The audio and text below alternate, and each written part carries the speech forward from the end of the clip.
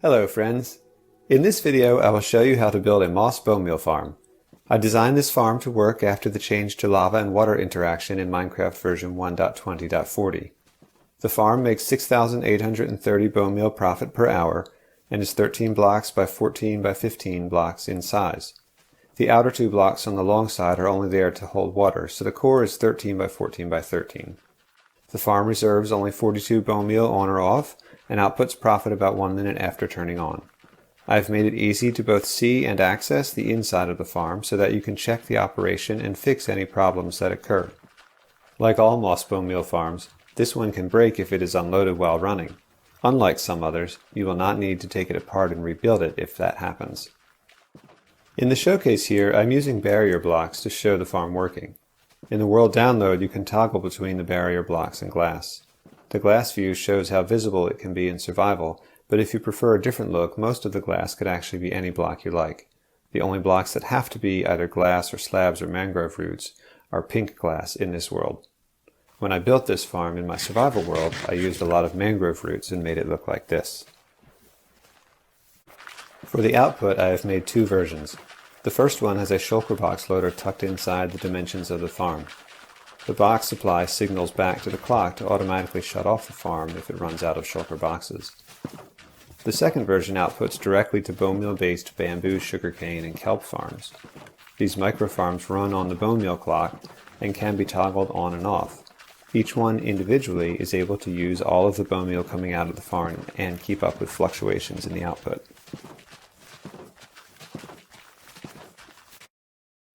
Before showing how to build the farm, I want to explain two of the mechanics that I designed around. The first is stone generation after the change to lava and water interaction in the 1.20.40 update. Many moss bone meal farms became unreliable after this change because stone generators began to randomly make cobblestone. Now this may come as a surprise, but the change was actually a bug fix. It used to be that water could touch falling lava with no effect, which was not intended behavior. Lava and water are supposed to interact whenever they touch, and now they do. The issue with stone generators making cobblestone occurs because of Bedrock's pending tick system, which allows block updates that are scheduled for future game ticks to stack up. Lava can appear to spread faster than water if it receives a block update in advance and then gets an opportunity to spread at just the right time. For now, the upshot is that stone generators are reliable when activated by a short pulse on an 18 or 20 game tick clock. I have not analyzed exactly why this timing is reliable, but I can tell you that it works. For the moss farm, I came up with this 18 game tick clock. It works by passing an item back and forth between two droppers. To shut it off, you remove one of the solid blocks with the sticky piston. I prefer this clock because it is not possible to overpulse it by turning it on or off at the wrong time.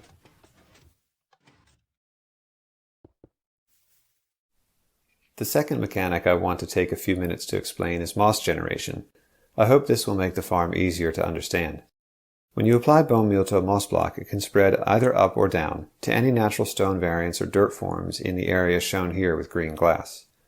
Within this region, moss can only spread to one block in each column. It always tries to spread to the 8 columns surrounding the moss block, and it has a chance of trying to spread to any of the others farther out. If there is air at the level of the moss, it checks downward, and if there is not air at that level, it checks upward looking for a natural block with air above it. In my farm you can see that I have open air to allow generation downward at the lower level, and then additional rows that can generate at the middle and upper levels. These pistons here next to the moss block retract when the moss is bone mealed, so there's technically air above those spots at the right time. Altogether, this farm uses 34 out of the 44 possible stone conversion spots, and it harvests up to 32 of them with each use of bone meal.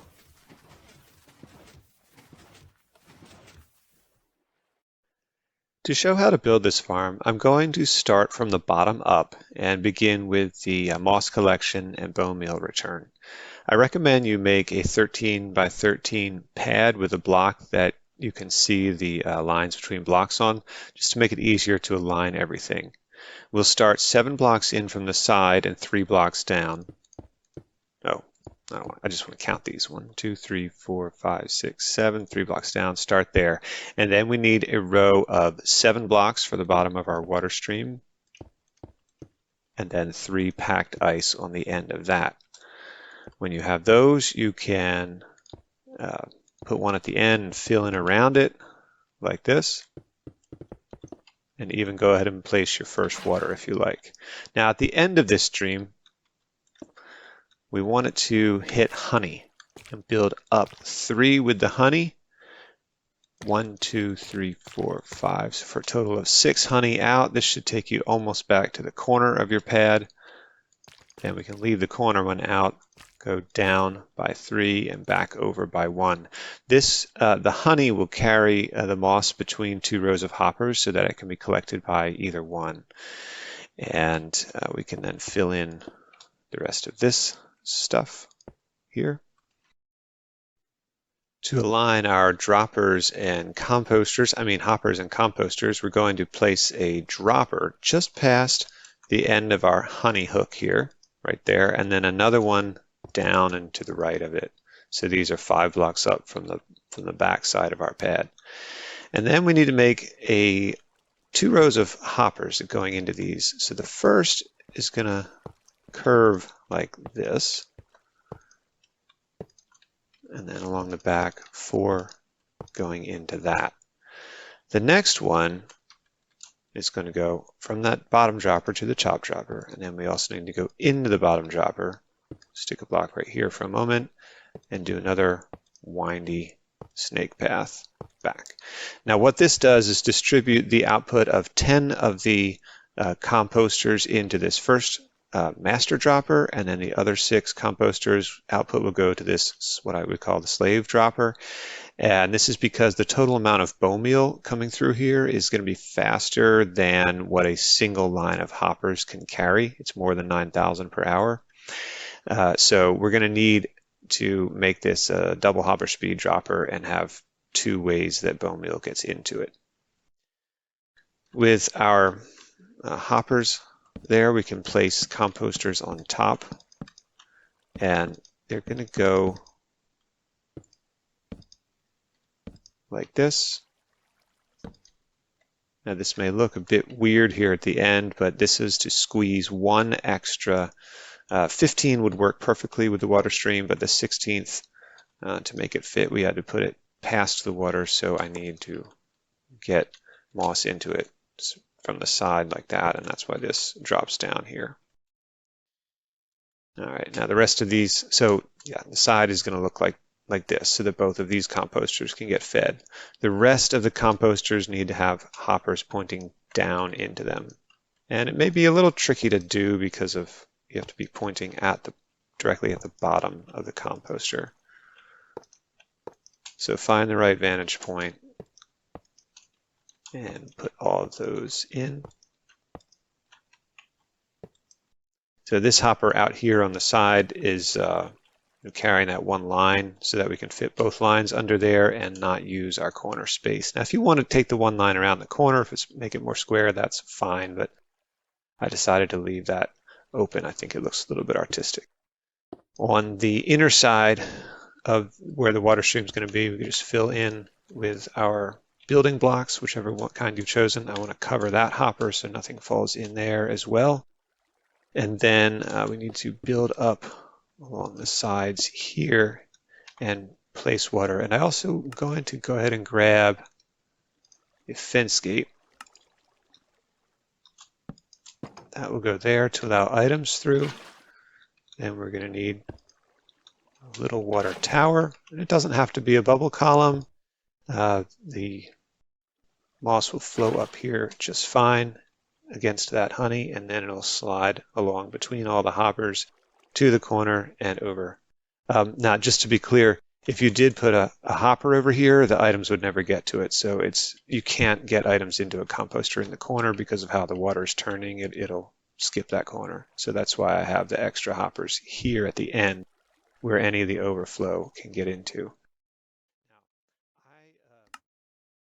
What I like to do is put some dummy items that can't be composted. Where are they? Something like that you're not likely to have, like spider eyes, into each hoppers. And this is what allows the farm to output bone meal within a minute after turning it on. It takes about a minute to start composting the moss and return enough bone meal to restock what it started with in the dispenser. If you don't block all the slots of these hoppers, then it'll take a lot longer for profit to start being outputted whenever you turn it on. No, we can't do it in that one, but we can do it in these down here. And that's because so much of the moss will just back up in the hoppers when it first starts running. Now, I do want to leave one hopper, this here, with 5 open slots, just to allow for fluctuations where, so we don't have items sitting there. But all the others, I prefer to block the 4 slots. And now we have our water streams in place for most of the bone meal return. There'll be another water stream up in the top for the upper sections of moss generation, but we'll do that when we get to it. Our next step will be to put in the wiring underneath, but first I need to fix one mistake. There should be an extra hopper under here to pull bone meal all the way down, because it's not going to go through the other composter from the side. Now for the wiring, we're going to start with the auto dropper circuit on the bone meal return. So we're going to place some solid blocks around these droppers and dust on the block next to the slave dropper, a repeater pointing into the block next to the master dropper, and then comparator into a repeater, into a block, and another comparator. So a standard auto dropper is a single comparator and repeater, and it runs at hopper speed. The second comparator, when I put it in subtract mode, will make this run at double hopper speed. And the bone meal return, as I've mentioned, is more than a single hopper speed can handle. So we need that double hopper speed right there. And you can see how it works. Now, with that in place, we're going to go ahead and put 2 blocks on top of the outer hopper, 4 on top of the solid block, and then 6 on top of the solid block to the left, just like this. I'm using glass for that front part of the tower so that we can see the bone meal coming back up. Then we need a piston on top of that glass, 3 blocks forward, then a dropper and a dispenser. And that's going to be the dispenser that applies the bone meal to the moss block. Behind the dropper, 3 hoppers. So those hoppers will carry the bone meal forward into the dropper and dispenser. Now we need the buttons on the piston and the hopper to prevent lava from flowing into our water. Observers going back and down, as you just saw me place, and then we need a block, and then we need blocks that a sort of plus shape with a slime in the middle of blocks that will not be pushed by slime. So those could be pumpkin, melon, glazed terracotta, or obsidian. All right, with this framing in place, we can fill with water. Be careful not to waterlog the hoppers down there or the composter when you're placing the water. So this slime block is going to launch the bone meal forward into the hopper. That was the most compact way I could put this together. We can't just let the water flow over because it would flow next to lava. Then on the side, the observer that's pointing down is going to power a block with a torch on it, which then powers the block above it. We have a comparator over here with 2 dusts going up to our sticky piston. And this setup is for a hopper-based T flip-flop. So we'll need 2 hoppers facing each other and an unstackable item in them to give a signal strength greater than 1, since you just saw me place the 2 redstone dust. So what this is going to do is every time some bone meal comes up, it's going to make the piston either retract or push. And when the piston retracts, which you'll see in just a sec when I run some bone meal through here. When the piston retracts, it's going to allow water to flow backwards, which then will put the bone meal in the spot where the slime block was. And then that will trigger this string in front of the observer a second time, which then makes it the piston launch the bone meal forward. The hopper catches it, even though sometimes you won't even see it happening because it moves so fast. Now, to divide the bone meal between returning to make more to moss and outputting profit, we're going to need to put some more wiring down here. First, here's my hopper outline down and in front of the return line, and then we need 2 hoppers from the return line into the profit line. And the reason we need the 2 hoppers again is that because the bone meal coming out of the composters is more than single hopper speed, and because it comes in batches that we want to process efficiently. So here now I'm setting up a comparator reading the dropper, and it's actually going to end up reading through a stone line, but we have a terracotta there temporarily. Then 2 dust over, and I'm going to have some blocks down. Then you see me putting a block up, another block next to the glass there, a repeater pointing into that, powered by a torch, another torch off the same block powering the other block. And those 2 blocks that are being powered that way are the 2 are next to the hoppers that are returning, they're pulling out bone meal. Then you saw the repeater I just put down was on 2 ticks, and that's to account for the stone moving past. Now when we run bone meal through this system, what it's going to do is let all of the bone meal go back to the dropper until the dropper has 42 bone meal in it, at which point it's going to allow both hoppers to pull bone meal into the return line. So you see first here the bone meal is coming through this hopper, and it's just being pushed out at single hopper speed. It's filling up this dropper. Once that dropper gets to 42, you'll see bone meal being pulled out of this first hopper at double hopper speed. Well, because some is being pulled out and some is being pushed on. And so then it starts processing those batches that come up effectively. And we have, out of that full stack, we have 20 and a few in the profit line. The final piece of wiring down at the bottom level is going to be the clock. And so we're going to need a block down and in front of the dropper and a redstone torch off of that block to hard power the dropper, which will also power the dispenser. And then we need to run some blocks over to the front, a redstone line 2 dust long, and then we're going to have a double torch setup that creates a monostable, and that allows the clock to give off, or it takes the clock output and turns it into a single pulse.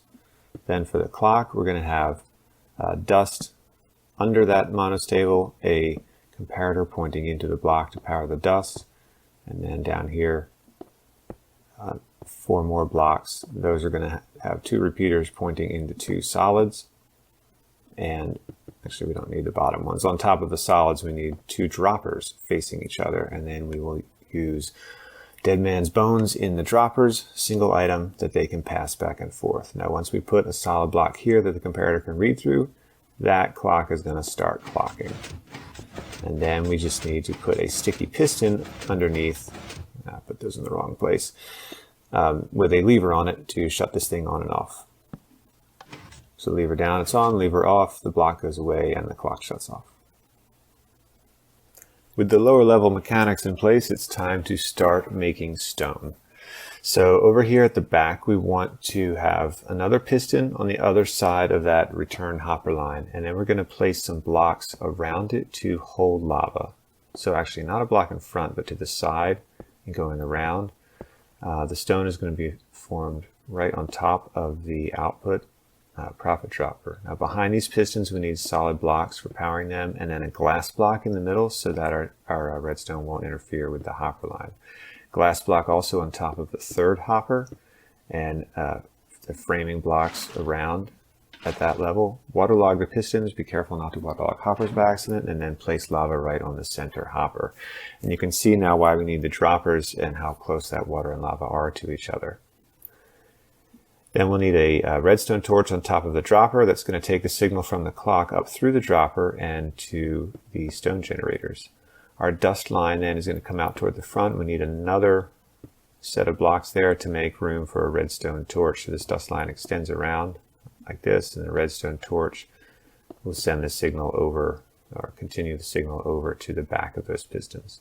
So then when we turn the clock on, those stone makers will start working.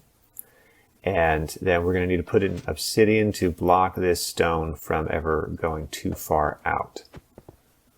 Now, these lines, because they're right in the center ring of 8 around the moss block, should always be converted to moss. But we want to have obsidian here just in case anything unexpected happens. So go 3 blocks out from where the dispenser is, put an obsidian where each line would be extending to. And then we're going to put pistons on top of at the same level as the dispenser, solid blocks behind them. And those are to clear the growth off of the top of the moss blocks. Then coming down, aligned with the water stream and straight up 3 blocks, we're going to put piston to make a stone generator on the outside. This is where we need the 1 extra block on the outside to hold the water in. I'm just going to use a button for this build. So we're framing this whole piston in with blocks like we did for the ones in the back so that we can set our water and lava. Waterlog the piston, lava above that, quickly put some blocks around it, or maybe put those blocks first would be safer. And we've got stone underneath there that's going to be pushed out once we get the wiring in. Now on that stone, we're going to need a piston there and a piston here next to the lava. There will be 2 growth spots coming from this 1 line of stone. So these 2 on the side won't convert both stone every time, but we will be able to harvest growth, 2 growth if 2 do happen to convert. Now the wiring here is a little bit tricky. You see I've got a torch that's going to power both the stone generating piston and the first foliage breaking piston, but I'm blocking that dust so that it doesn't interfere with the other pistons because they're going to be at a slightly different timing. Then I need glass here above the monostable torch from the clock, and then a block further below next to it with dust on it to power that other piston that's aligned with the dispenser in the first set of pistons. Then symmetrically another piston down from there, and you can check the alignment. I'm going on the same level here. My piston for stone generation that's going to be waterlogged on the other side is right on top of that honey, and we will fill in blocks all around there just like we did with the others. So at this spot, you'll notice when I waterlog the piston, the water is going to flow right on top of the water that is returning moss to taking moss to the composters, and that is fine. It's going to be converted to stone, and those waters will not mess each other up. They're fine to touch right there.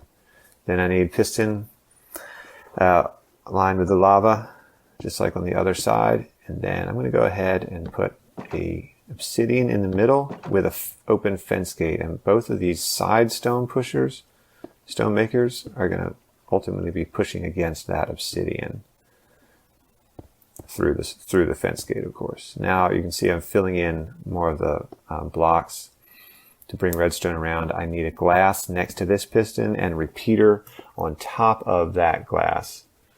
Repeater on top of the piston, dust on top of the glass. So we don't want to power that piston until after the delay that the repeater gives. We can extend our redstone line around. You see I've got 1 dust to the side to power the piston in the middle, but for the piston coming from the side, I have the repeater, and then I'm going to have it into a torch for an inversion and 2 redstone tick delay. So let's turn our clock on. Let's see what we got here. And I did forget to put the other torch and block here. So this is how we're powering that other pushing piston.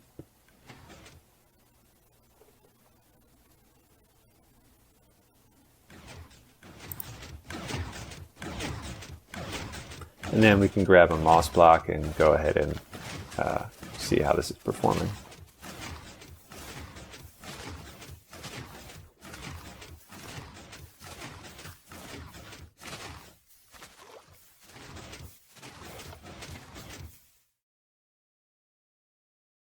Everything was working well there for you. You can go ahead and fill in blocks behind the water stream. Now we're going to place 7 slime or obsidian, or crying obsidian here. Either one will serve to block stone being pushed, and then open fence gates in front of them, and we'll fill in blocks on the side, blocks above, and then we're going to go around back and fill in the empty spaces in back just to seal off the moss generation chamber. So all of this has been the most complicated part of the wiring and moss generation. The rest should be more straightforward from here, but we have several sections of stone pushers. The first being out here on the left. We're going to go up 2 so that we can place our stone pushing at the same level as that slime I put in. And then one block in from the edge of our platform, we need a row of 7 pistons. And I'm going to speed up the video a bit here to put these in. We are going to frame them with the building blocks, just as we did for the other stone generators, except this is a bigger set. So we need the blocks behind to hold the water, the blocks above, which are going to hold the lava, waterlog each piston, put some more framing blocks for lava, and one piece of lava can spread out to cover all 7 spots. And we want to put pistons in front of the blocks that are holding the lava back, redstone dust across the blocks, and the ones on the back. So all 14 of these pistons are being powered from the back.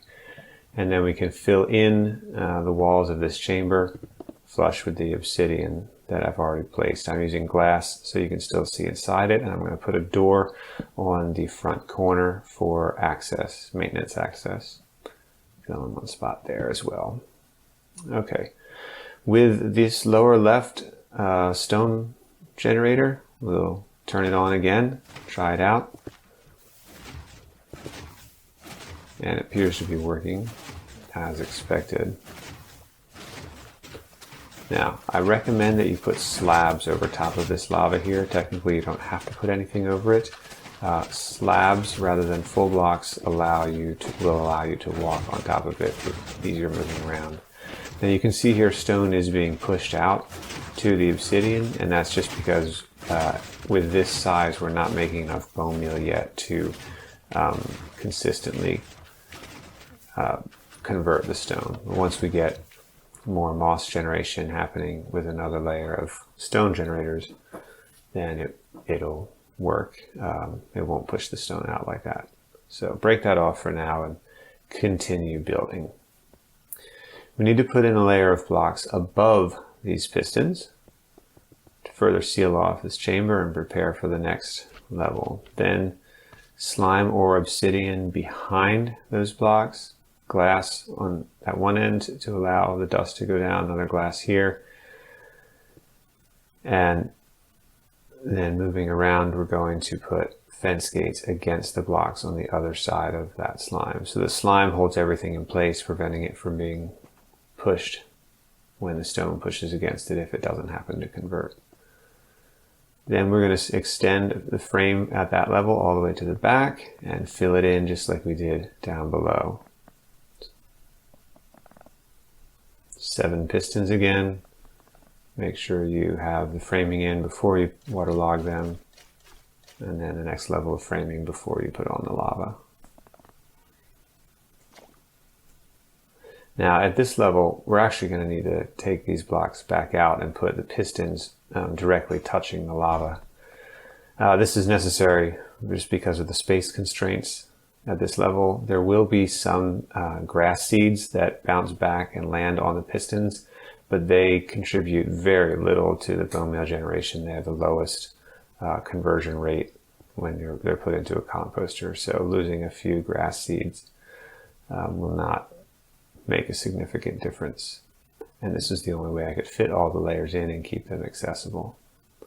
So we have the dust on that layer as I just showed, and then we're going to put in a system to clear the bone meal off whenever we shut off the farm. So we extended the dust over to underneath this block, buttons on the block, torch, and then a dropper next to it, observer watching the dropper, and then put dust on top of the observer and connect it to all these other lines of dust.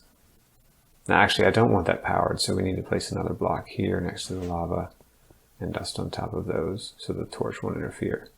And also connect the dust on the left here because the path is too long the other way around.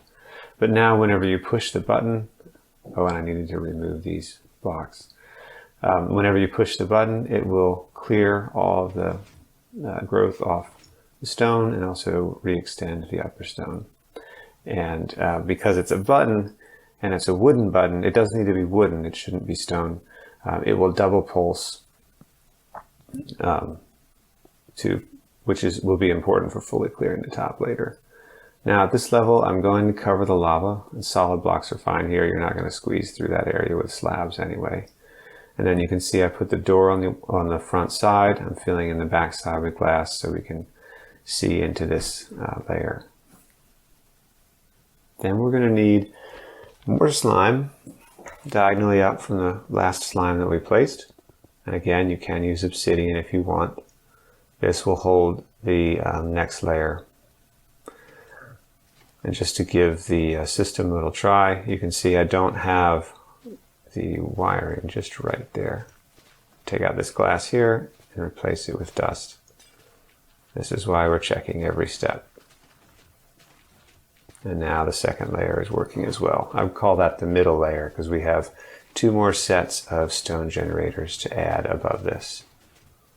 Okay, with that shut off, let's take one more look to make sure our moss is clear. Now from the middle layer, it always gets pushed off right away, falls through those open fence gates. Ooh, that door opened the wrong way.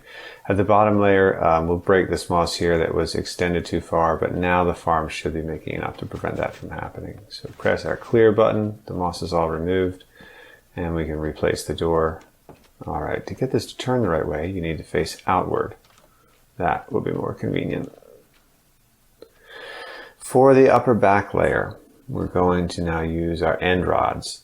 End rods are the only block in the game that can be waterlogged with flowing water and will not break when pushed by moving blocks or piston. So I'm going to place some glass there and then 7 end rods nestled in here with the slime blocks.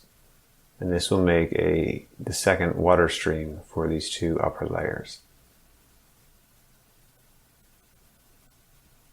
With those in place, we can make the framing for the upper back set of stone generators, the pistons.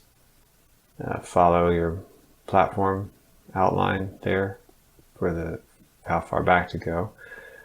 And then we'll need to fill in a lot of these blocks so that we don't spill anything on the redstone and lava below. And I want to just double check that I'm aligned. These 7 align with the 7 on the other side.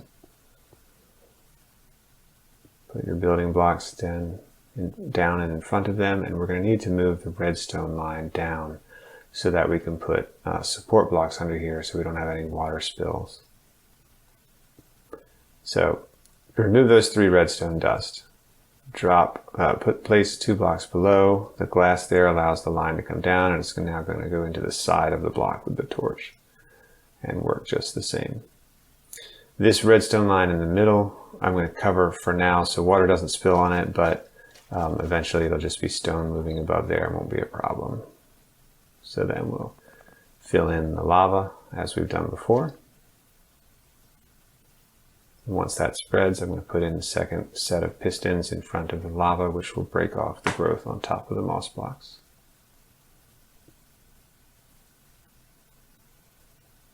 Before testing this, I'm adding just a few additional blocks on the sides that we can watch through.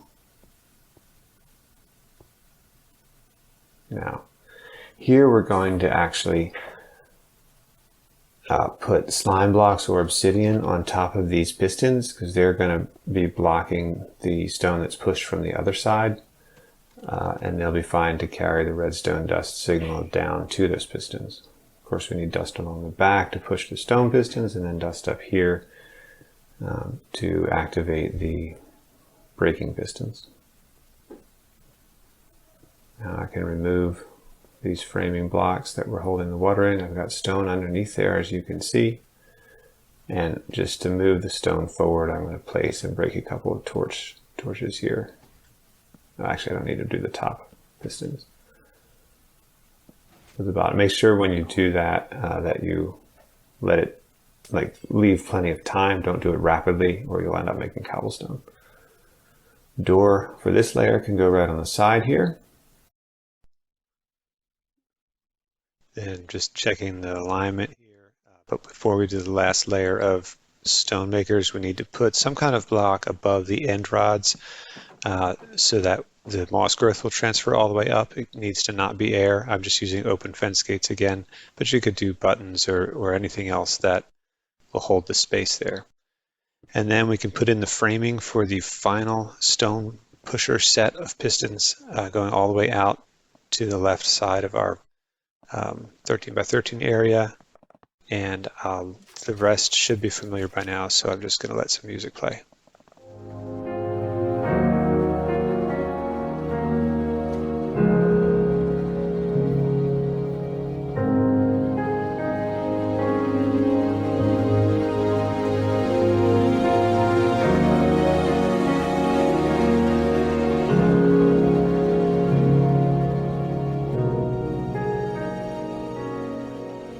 We'll take our redstone signal from the clock to the upper layers up the back side, and to do that I'm going to extend the dust outward here from the middle layer up a couple blocks stair step, and then torch on top of a block with another torch on top of it. So that'll delay the signal to the upper part, which hopefully will make it not lag with everything trying to fire at once.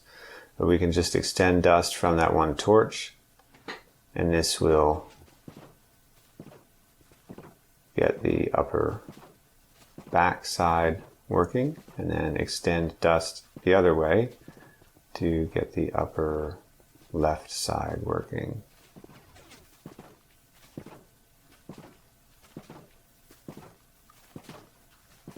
And I just realized I need to put the braking pistons on up here, so you can see where the moss is forming. If you don't break the stuff on top, eventually it'll get all covered with carpet.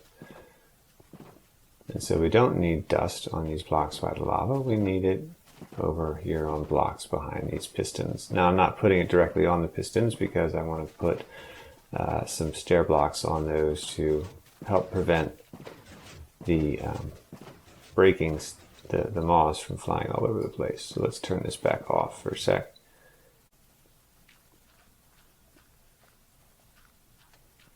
So we'll use upside down stairs for the for what the pistons are pushing into, because we need something. We can't put something where the redstone dust is on top of the slime. We need something right above those fence gates that will let the items fall down through. And the upside down stairs work well there. Then right side upstairs all around the top, and this allows too tall grass to grow while minimizing the seeds that fly out the top. And I'm going to go ahead and cover this lava up here with slabs matching the stairs just for the looks. We can turn that on and everything should be working now. Open this door, we can see, oh, and we still need the water stream. But all the moss generation is working. We're not quite done yet. So water will carry everything there out to the side, and then we're going to need to add just a little bit of piping, if you will, on the other side. We need to go break this stone one more time. It should definitely have enough bone meal to run now.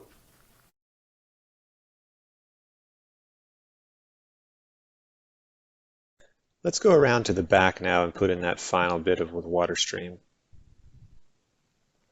So the top water is going to come out right above where I have the glass, but the glass is actually in the wrong space. I made a little mistake earlier. We need to move the dust and glass one block to the left, and then we'll put a slab in place of this block of glass. Then we can do a fence gate or a wall, something like that, to stop the water from above. Solid blocks will support an extra water trough here, and 3 honey blocks on the side will align the items so that when they fall, they will be aligned with the hoppers below and not get clogged in a hopper like you see the ones that had just dropped. At this point, the moss bone meal farm is complete in terms of producing bone meal. I want to show 2 optional ways to finish off the farm, one with a shulker loader and one with micro crop farms. You don't have to use either of these if you want to take the bone meal to some other output, of course, but if you're interested, continue watching and I'll show you how to put it in. So for a shulker loader, we're going to bring a hopper straight down from the output right here. And we want to lock this hopper in sync with the box breaking that we'll be putting in. I've just found that that makes the stone generation more reliable. There's a very, very tiny chance that if the shulker box gets broken at the same time that stone is being generated, that it will make cobblestone just because of pending ticks in the chunk. So this observer under the dust here allows this hopper to be locked for 2 full redstone ticks in sequence with the farm clock. Now then under that hopper we want a barrel and then 2 hoppers pointing toward the front of the farm under that barrel. This bottom hopper here will be the one that loads the dispenser. So we're going to read from that bottom hopper to detect when it gets backed up and we need to break a shulker box. The comparator will point into a solid block. I want 2 dust coming from that block into another solid block with a redstone torch on top, block on top of there, redstone torch coming out the side of that block, another solid block, and then at this point I need to switch a few things in my inventory. Actually keep this and we need this. We're going to have a dispenser next to the solid block at the top. We want powdered snow inside that dispenser and then an observer watching the spot where the powdered snow will either be dispensed or be pulled back. So that will change the full or backed up signal from the comparator into a single pulse delivered to this barrel from another observer. That single pulse will cause a sticky piston to push an observer down, breaking the shulker box, and then retract it immediately. Now the shulker boxes will be placed by a dispenser on the other side. So when this observer gets pushed down, it will activate this dispenser as well to dispense the next box as soon as it gets pulled back up. To get shulker boxes into the dispenser, you can put on a hopper right here, and you may deliver them however you wish. If you want to just stick a chest up there and load it up ahead of time or have some kind of supply line, I'll let you figure that out yourself. And then we also will need a hopper under here to catch the broken shulker boxes, or you could put in a water stream if that would be your preference. So let me get some boxes in there and we'll see how it works. Now you can see they're not going in because of this torch. I'm just going to let them all load in real quick. And then when I place the torch, the system will set a shulker box, and conveniently it points down so you can check how full it is. And we had some bone meal backed up, so that is all loading now. Now if you'd like to have a reset button to give yourself a fresh box at the push of a button, you can stick one here on this block and that'll give you a fresh box. The final piece I want to put on this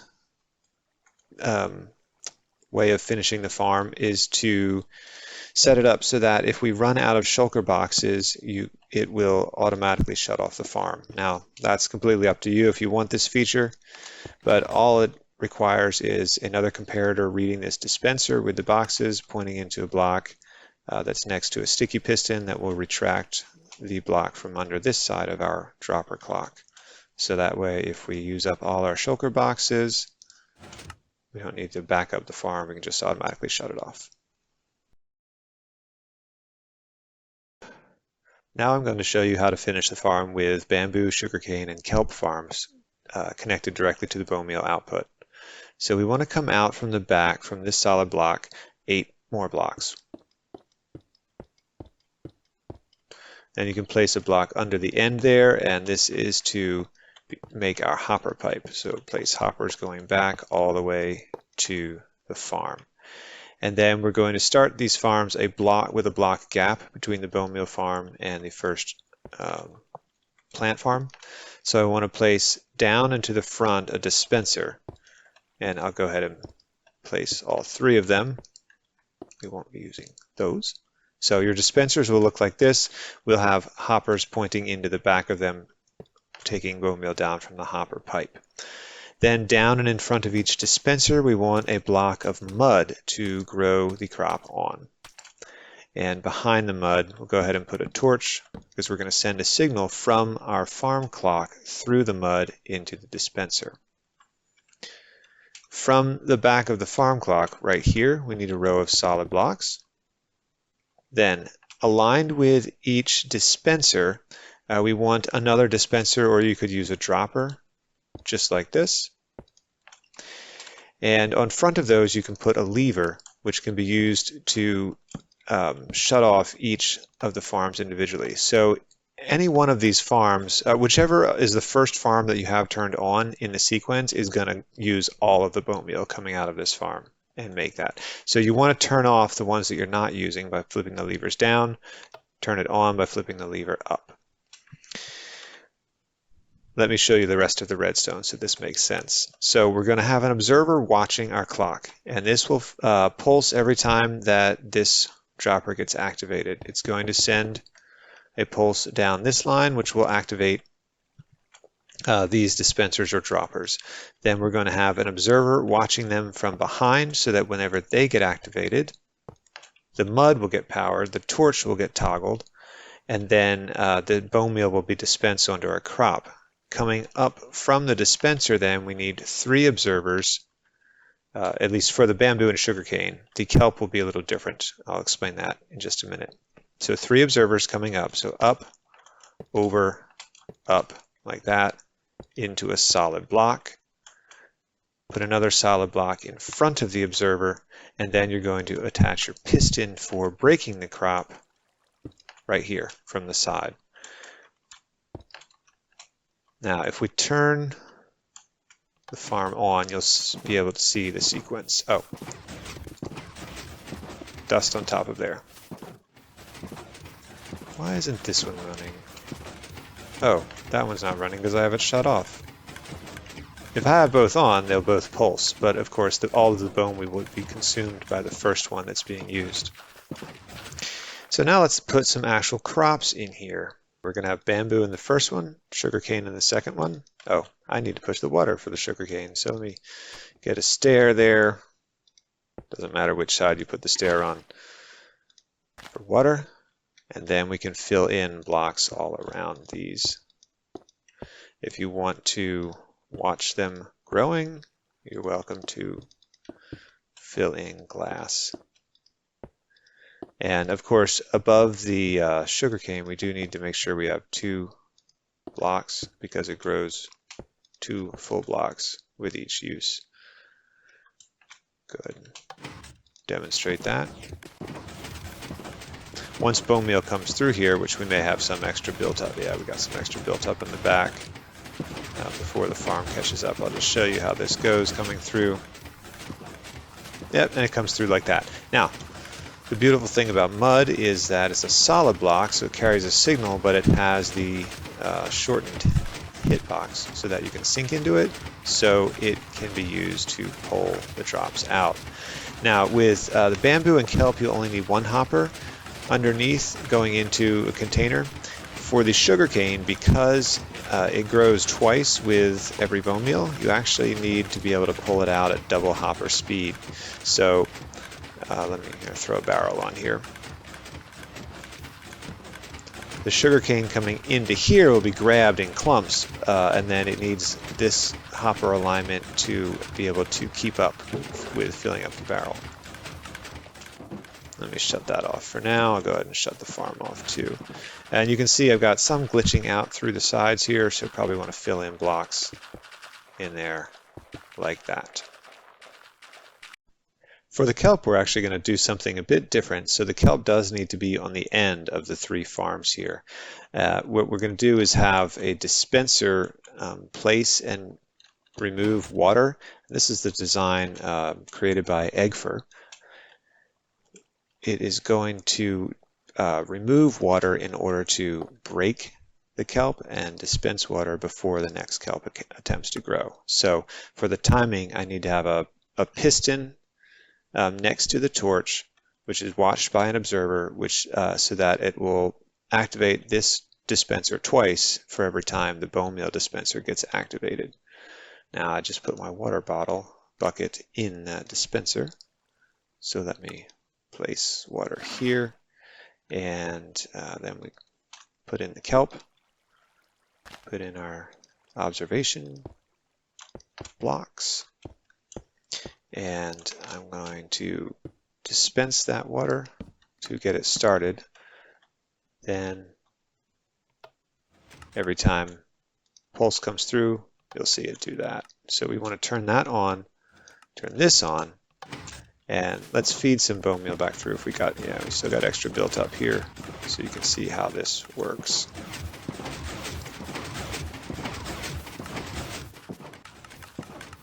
There we go.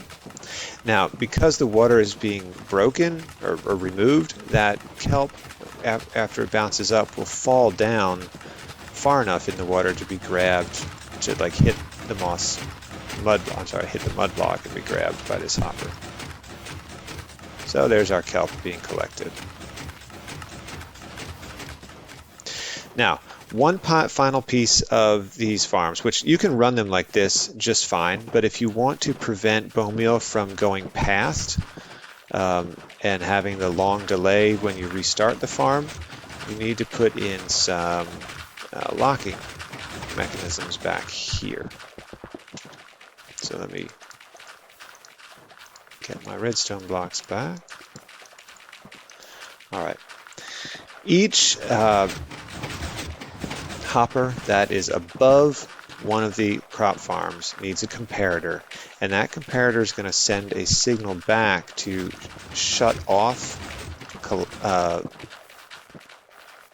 that hopper until it is full, until it has enough bone meal in it to buffer the turning the farm on and off. So if I just have comparators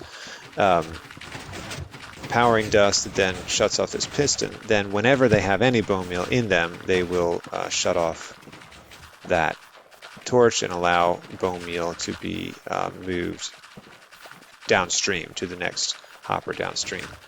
But if we can set those comparators to only respond to a higher signal strength, and I have a furnace here that's going to output signal strength adequate to the task. We've got one wooden shovel, 16 bone meal, which you should have plenty of, and now when it's laid out like this will give a signal strength of 5 or 6. I actually forget off the top of my head if that's 5 or 6. To this comparator, which will shut it off until it'll prevent this hopper from pushing out bone meal until it has enough built up to buffer the amount of time it takes for the farm to create bone meal output.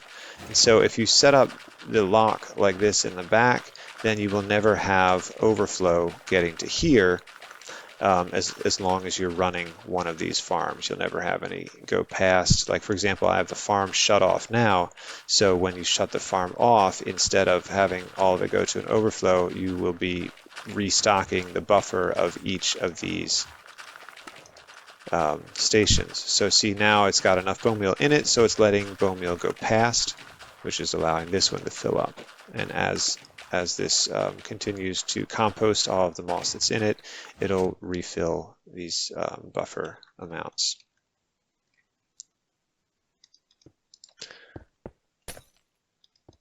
So there's the micro crop farm extension if you would like to build the farm that way. And there's the moss bone meal farm with the options displayed. Hope you've enjoyed this video. I hope it helps you do greater things in your Minecraft world.